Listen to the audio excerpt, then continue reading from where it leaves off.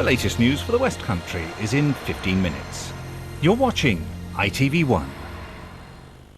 Good evening. The French government today promised to close the refugee centre at Sangatte near Calais by the end of next March at the latest, but only if Britain toughens up its asylum laws to make this country less attractive to migrants.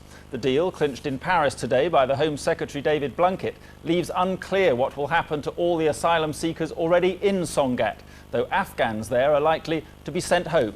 Bill Neely reports. Tonight, like every night, refugees are poised in France to try to get into Britain. But the camp they've come from is to shut. After 2 years of rows, Britain and France finally agree and everyone's friends. The two sides will help each other to close the Sangatte camp by the spring. The signal is very clear from this afternoon. Firstly, there will not be the magnet of Sangatte. Secondly, there will not be the magnet of Britain in terms of previous nationality and asylum policy. That message is the most powerful way in which we can tell individuals and organised criminals who are trafficking them that there is no longer a method, a gateway, an avenue for getting into the UK. 700 Afghans at the camp will be helped to go home. It's safe there, says Britain. 1,000 Kurds may be luckier. Many will be allowed into Britain or France, but both groups say nothing will stop them getting to Britain. If they close the camp, we will also try again and again. There is no way than this. We must try again, even though we lose our life. Now Britain and France are crying enough. A new £6 million fence is going up and the Sangatte camp is coming down, perhaps by Christmas. The refugees were trying to get into Britain before the camp was built. When it closes, they won't go away. The exodus from Afghanistan may be replaced by another from Iraq. The political problem of Sangatte has been solved, but not the biggest problem of all. Bill Neely, ITV News, Paris. 10 police were injured in Belfast tonight at the end of a day of simmering sectarian tension. They were attacked with stones and petrol bombs by nationalists who had attempted to break up an Orange Order march. The violence was relatively short-lived and not as widespread as had been feared. Our Ireland correspondent Mark Webster reports. This was the worst of the rioting in Belfast this evening, as a massive security force operation successfully kept the two sides apart. Police fired a number of plastic bullets here in the Springfield Road, but there was none of the full-scale rioting seen last year. In Ardoyne, scene of the most bitter clashes 12 months ago, Republican paramilitaries acted as marshals, constantly intervening to keep protesters in check. A few stones and bottles were thrown on both sides as the Protestant marchers returned home, barred from playing their music. A leading Republican denounced police claims that a major riot had been planned. What I don't want is this to turn into a riot now. That's what these, the ones that are looking trouble in the black uniforms here, that's what they want. Okay, the orange men in the black uniforms, that's what they want. We shouldn't give it to them. Once the marchers had passed, the security forces agreed to a phased withdrawal. The police said they were delighted that things had passed off relatively peacefully. Although this march has passed off without any of the serious violence which some had feared, there is a real problem to be addressed in this area. The marching season tends to expose the hatred and mistrust that still exist between the two sides of the community. Much work has yet to be done to get them closer together.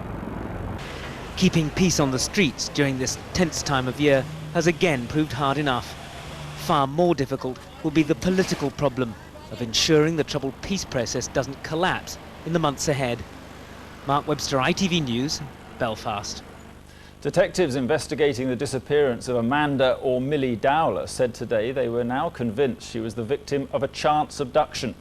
They know almost precisely where and when it happened. For more information, they're pinning their hopes on CCTV pictures, some of which they've sent to the FBI in America for examination. Harry Smith reports. These pictures from a security camera were taken at the very moment Millie Dowler disappeared. Police are now desperately trying to trace the people in them in the hope that they may provide vital clues. They want to talk to this man carrying a guitar case, this woman with long blonde hair, and anyone in this group of 4 people. One person who does not appear in the security video is 13-year-old Millie. which police say is significant because it means she never passed the building with the camera.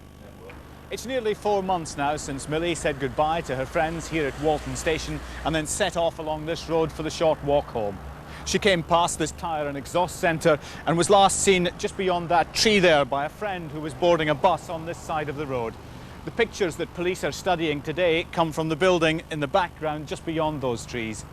Detectives say they are now convinced that Millie was the victim of a chance abduction somewhere between the station and the camera. We've worked extensively through a number of different hypotheses to try to work out exactly what we believe has happened to Amanda, and we're now working on the principle that we believe that she's been abducted by a chance abductor. This is the camera which took the pictures, but one crucial scene is missing. When it points towards the spot where Millie was last seen, it's blinded by the sun. Specialists at the FBI in America are now studying these shots to see if they can be computer enhanced. Harry Smith, ITV News, Surrey. The Foreign Secretary Jack Straw confirmed today that he's ready in principle to share sovereignty over Gibraltar with Spain. That's subject to the agreement of the people of Gibraltar in a referendum. They promptly took to the streets in protest, talking about betrayal and insisting that they didn't want to be ruled by Spain. The Conservatives described the deal as shabby. Mr. Straw announced it in the Commons. Gibraltar should have more internal self-government. Gibraltar should retain its British traditions, customs and way of life. Gibraltarians should retain the right to British nationality and would gain, in addition, the right to Spanish nationality as well. Street robbery up by 28% last year. Crime overall up by 7%. Those were the official figures for England and Wales published today, though the Home Office was claiming they weren't really as bad as they looked. Here's Shuli Ghosh. An undercover police team in London. The officers can't be identified, but they're targeting street crime. In Oxford Street, you get more of the snatches and often large groups of normally males who will charge down Oxford Street and take mobile phones. For a government which pledged to control street crime by the end of September, the figures make dismal reading. Figures show very clearly that overall crime levels were stable last year. They show that we are still enjoying the low levels of car crime and burglary after significant reductions in recent years, although there's much more that we want to do. There is a concern, however, that street crime has risen in the past year, and that's why beating street crime is such a strong focus of the government's crime effort. The crime figures show offences recorded in the year to March. The total number of crimes in England and Wales went up by 7%. Robbery was up a massive 28%. Violent crime jumped by 11%, while the number of house burglaries went up by 7%. The Tories say the figures show the government has lost control of inner city areas. In our inner cities, what I've called the neighbourly society increasingly is breaking down. More and more children are getting onto the conveyor belt to crime. And we haven't got a coherent strategy for leading them away from that conveyor belt. Here in Lambeth, 23 out of every 1,000 people have been the victim of a mugging. Per head of population, it has the worst record of robbery in England and Wales. What's more, police have only solved 6.7% of those crimes. A second study, the British Crime Survey, shows the risk of becoming a victim of crime has barely changed, but the fear of crime is a substantial factor and something the government will have to address. Shuli Ghosh, ITV News. The rising level of violent crime. There's more still to come on the ITV Weekend News, including Army Sergeant convicted over the death of a young footballer, the fears of the sailors as HMS Nottingham ran aground, and what England's cricket captain caught at the Palace. Those stories and news from your area when we come back.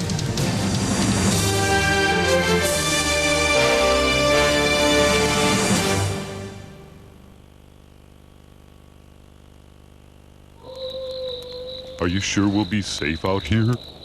Ugh, just relax and go to sleep. What was that? What was what? That! It's just your imagination. Hey, I thought you said the crispy M&Ms were all gone. Look, a bear! A crispy centre covered in chocolate. That sounds like new crispy M&Ms. When your time's up, your time's up. Not necessarily. Heart disease, for example, may be the UK's biggest killer, but your risk could be significantly reduced. Early detection and treatment could help stop it progressing. From health checks to heart operations, we have a range of services geared to keeping you ticking. At Bupa, we take wellness as seriously as illness. Hospital treatment, care homes, health insurance, health assessments, a range for everybody.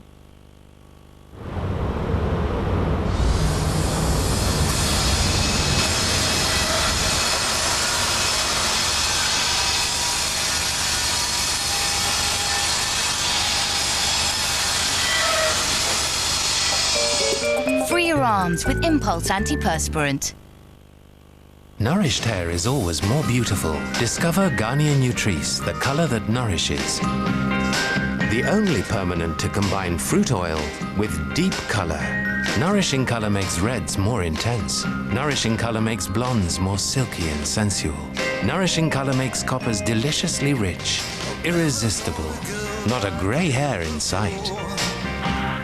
Garnier Nutrice, a nourishing color means richer color. Garnier.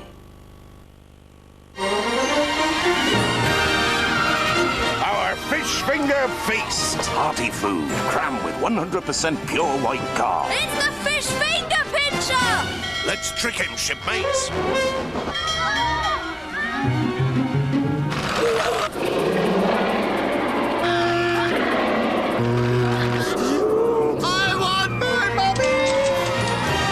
Give up our treasure! Never! Timber time!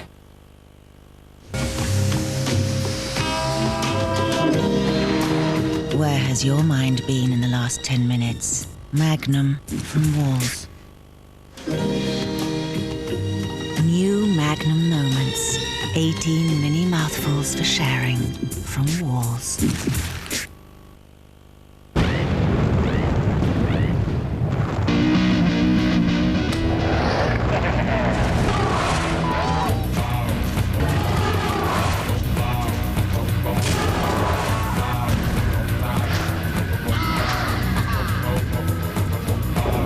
Since time began, man has drunk Volvic mineral water from volcanoes to give him volcanicity. Volvic fills you with volcanicity.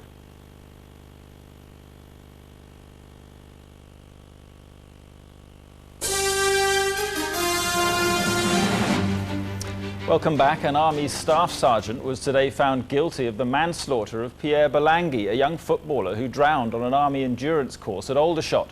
The judge said Dean May had been made a scapegoat, in a sense, for the Army's institutional failings. He fined him just £1,500. Romilly Weeks has our report. Sergeant Dean May left Winchester Crown Court without comment after the jury found him guilty of manslaughter by gross negligence. The family of Pierre Belanghi, who drowned whilst in his charge, said they were satisfied with the outcome of the trial. This verdict ain't going to make Pierre come back, but I think it's a fair verdict for me. So at least we know, for the family, someone has been responsible for Pierre's death. 17-year-old Pierre was a talented young footballer with Charlton Athletic. Sent by the club on an army training course supervised by Sergeant May, he drowned after being told to swim across this pond wearing a boiler suit. The judge fined the sergeant £1,500 but ruled out a prison sentence because he said the Ministry of Defence should bear most of the blame for the footballer's death. He said the sergeant had been made a scapegoat by the army. The failings were institutional rather than individual. Training given was inadequate, and pressure to run profit-making ventures meant money had become a priority over safety. As Mr. Belanghi's family left the court, a Ministry of Defence spokesman said a full investigation had been launched, and the Army would be looking into the judge's comments. Romilly Weeks, ITV News. A board of inquiry is due on Lord Howe Island off the east coast of Australia this weekend to investigate the grounding of the destroyer HMS Nottingham. The Royal Navy today released pictures showing how her crew kept her afloat and interviews betraying just how bad a fright some had had. Lawrence McGinty reports. The crippled warship HMS Nottingham, which ran onto the rocks off Lord Howe Island on Sunday night, was saved by the prompt action of her crew. Today, the Navy released these pictures from on board Nottingham showing the shoring supporting the ship's bulkheads and for the first time, the crew told their side of the story. I think that we're extremely lucky to be here now, afloat. I actually, at one stage, I did think that the ship might sink. I was pushed down underneath the water twice to locate the hole. When I found it, we tried to bung it up as best we could. Still, the water level was rising and getting higher. That compartment was eventually totally flooded, as were several others, despite the crew's efforts to keep the sea out. We did lose about 5 compartments, but our stability was never seriously threatened. If we'd lost many more, then I would have become very concerned. Experts like Eric Grove say the ship's company did an excellent job in controlling the damage. Well, it was terrifying, but in a sense that they're paid to be terrified. There's an old saying in the Royal Navy, if you can't take a joke, you shouldn't have joined. There could still be a court-martial over the Nottingham, but the crew's quick action in saving their ship will speak volumes in their favour. Lawrence McGinty, ITV News. Football, the Leeds United midfielder Lee Bowyer is tonight on the verge of signing for Liverpool. Liverpool confirmed that the clubs have now agreed a fee believed to be around £9 million. Bowyer now just has to pass a medical and agree personal terms. I'll be back shortly with a reminder of the day's main news and details of some sporting honours at Buckingham Palace. But first, news from your area. Thank you, Mark. Good evening. Within the last few hours, hundreds of West Country-based Royal Marines have arrived back in Britain. The troops have been serving in Afghanistan. They arrived at Brize Norton around 3 hours late after delays leaving Bagram Air Base. Although they didn't go into combat, they say their mission was still a success. It's maybe true that we didn't actually do much shooting out there, but we actually achieved a lot of success because the mission we were given was to clear the ground, secure the ground, and to ensure that there were no further threats from Taliban and Al-Qaeda. That we've done. We've cleared a lot of the area, and that is a mission of success. The Royal Marines are now on their way back to Plymouth. A man's tonight been charged with a series of sexual assaults involving a girl under the age of 16. The man, who's due to appear before Plymouth magistrates in the morning, has also been charged with making and possessing indecent images of children. Health officials and campaigners say they've reached a consensus over the future of West Cornwall Hospital. Today's meeting in St Ives was a last-ditch attempt to save the hospital from being downgraded. A proposal will now be put to the Department of Health to establish West Cornwall as a national pilot site for the delivery of health services in new and innovative ways. Burglaries and robberies in the southwest are rising at twice the national average. In Devon and Cornwall during May, the number of reported incidents rose by almost 40% compared to the year before. This is the sight that greeted Jackson this morning. His flat was ransacked by burglars last night.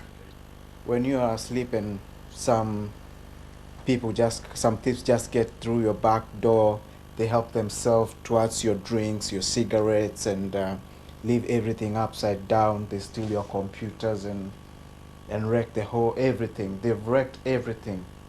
For Jackson, there's little comfort in knowing that last year the burglary rate in Devon and Cornwall actually fell by 2%. But in Avon and Somerset, the number of offences rose by almost 27. Robberies were up by 77%. There's cause for concern in Dorset as well. Violent crime there was up 26%. For the month in May across Devon and Cornwall, reported crimes rose by 39%. Whilst the figures clearly show an increase in recorded crime, the fact is that compared with the same period last year, the level of reporting by the public is pretty well consistent, which tends to suggest that this is merely a recording glitch and rather than an increase in crime itself. But tonight the government has reaffirmed its commitment to cutting crime. It says it's already invested £30 million a year into the most rural police forces. Rebecca Edishaw for West Country News. The Salvation Army has spoken of its shared grief for 2 families at the centre of a meningitis outbreak in Cornwall. Olivia Wagstaff died last month. Now a second child has contracted the disease after attending the same mothers and toddlers group in St Ives. Doctors at the Royal Cornwall Hospital are trying to establish whether the little boy being treated there has the same strain of the disease.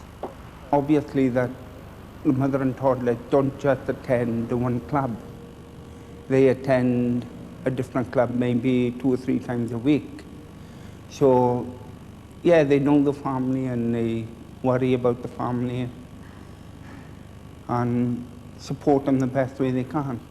The Meningitis Trust also runs a 24-hour helpline. It can be contacted on 0845 600 0800. Torquay's harbourside could be transformed into the Monte Carlo of the southwest. Drawings outlining how the waterfront would look under plans for a radical facelift were put on display today. The work, if approved, will cost £10 million.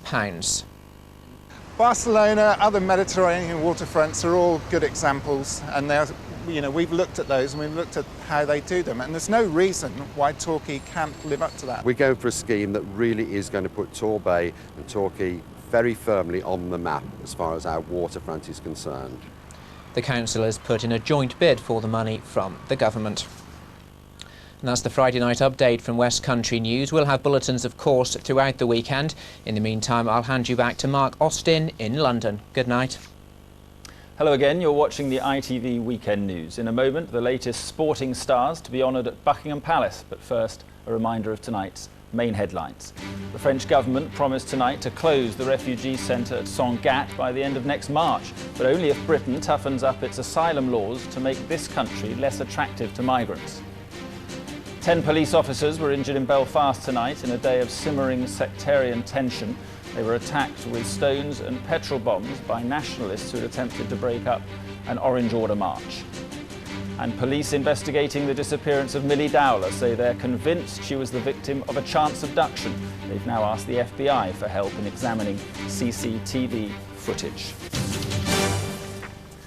And finally, Britain's world heavyweight boxing champion Lennox Lewis took his mother to the palace today to see him collect his CBE. Also honoured was England cricket captain Nasser Hussain. He received an OBE. Here's our sports correspondent, Felicity Barr.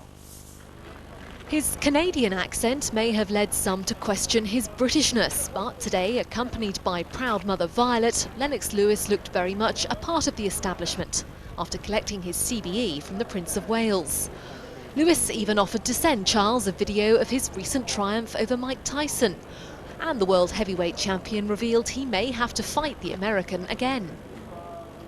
He's actually invoked a rematch clause, which we had in the contract saying that he wants a rematch. I don't know if the public really wants to see that, but I'm considering it.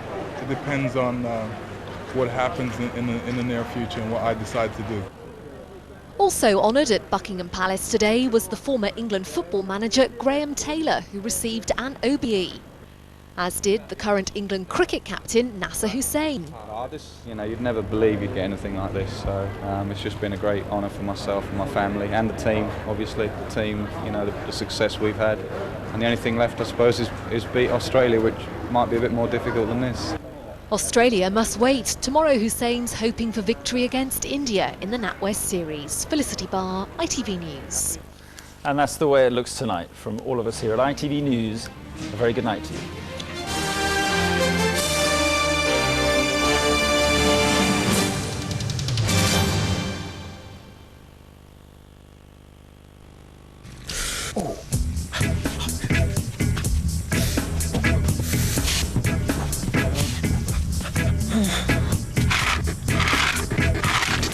PowerGen, controlling energy for homes and business. Hello again. So July so far a real disappointment. Plenty of rain, showers and very cool temperatures. But at least as we head on in towards the weekend, it is starting to improve. The rain giving way to the sunshine and finally becoming warmer. About time too. So we've still got the rain tonight, mainly in the southeast of the country. Those heavier showers across the north, clearing through the night, but still fairly chilly in some places. Lowest value 6 Celsius. Now as we're heading towards tomorrow, especially across East Anglia, a very damp and cool start, although it will start to brighten up through the day for the remainder of the country. Still going to have the odd chance of a shower, but some good spells of sunshine. But again, through the day, cloud always increasing in the west. That's going to produce bits and pieces of drizzle across Ireland by evening. But temperatures in the south, not looking too bad at all. A high of 21, that's 70 in Fahrenheit. Now, if you're wondering why the improvement, it's the return of this area of high pressure. But things are never that straightforward. forward in weather, weaker fronts coming onto the scene, and it's that that's going to cause problems and complications come Sunday. So by Sunday, the majority of the country holding on to the dry and the bright weather, but it's this little chappy here that's going to cause the cloud and the drizzle again for a time, that is, across the north and the west. But temperatures not looking bad at all. We're looking at a high of 23 down there in the south. That's at 73 in Fahrenheit. So as a reminder of what's coming our way tomorrow, the weekend overall not really shaping up too badly at all. But if you do need any more information, you can always check out the website itv.com/weather. I'll see you very soon. Bye-bye for now. Powergen, controlling energy for homes and business.